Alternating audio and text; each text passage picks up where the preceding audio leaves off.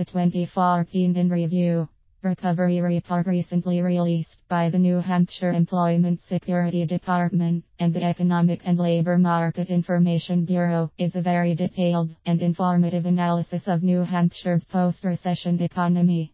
In addition to being concerned about the economic health of my state as a citizen, I am also intrigued by the report's implications for the careers of all New Hampshire workers. I've read the report in an attempt to identify some useful indicators in determining the current and future status of career development opportunities for the state's workforce. So what follows are my career-related takeaways from 2014 in Review.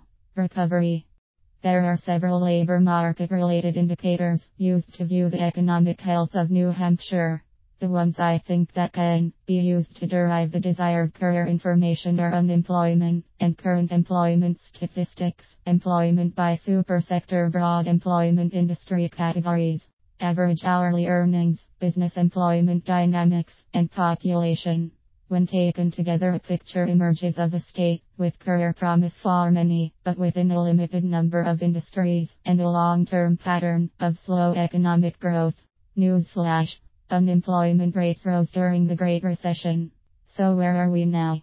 The seasonally adjusted unemployment rate for this past March in New Hampshire was 3.9%, which was 8th in the nation. We are essentially tied with Vermont in having the lowest rates in New England.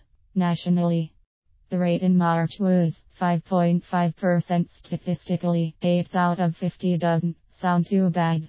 Anecdotally, the help wanted sign are reappearing in business windows statewide. This sounds like good news, but if we dig into the data deeper, we see some sobering facts. New Hampshire has a shrinking labor force that appears to be influencing the unemployment rate. As an aging state, we are experiencing a trend of fewer people participating in the workforce. This fact, combined with low rates of in-migration and limited entrepreneurial expansion, is resulting in slow economic growth. To be sure, there are a few bright spots, such as in advanced manufacturing, but this is not translating into being a game changer. In looking at employment by supersector, we see that the four most robust categories of hiring are in trade, transportation, and utilities, education and health services, professional and business services, and leisure and hospitality.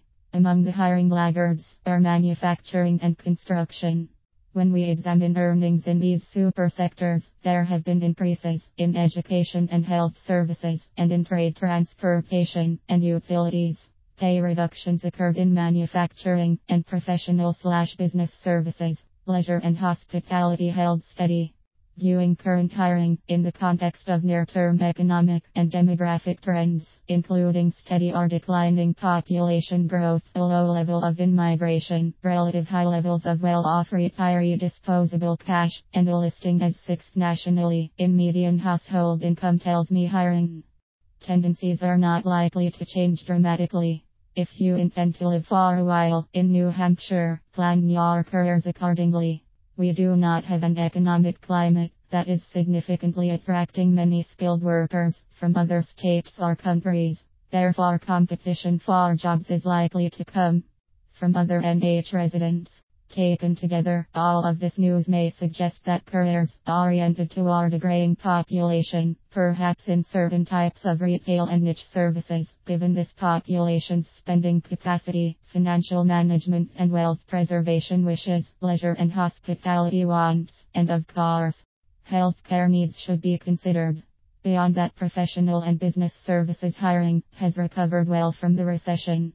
New Hampshire businesses still need accountants, HR professionals, operations managers, and technicians, among many other business service pros. Career areas to watch out for include those feeling downward pressure from an aging population, such as public school teachers facing declining enrollments, and construction workers encountering curtailed building expansion.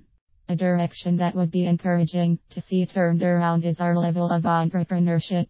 More creative ideas and risk-taking on the part of individuals willing to start businesses targeted to improving the lives of New Hampshire residents just might enhance our standard of living and boost economic growth simultaneously. Now there is a career option.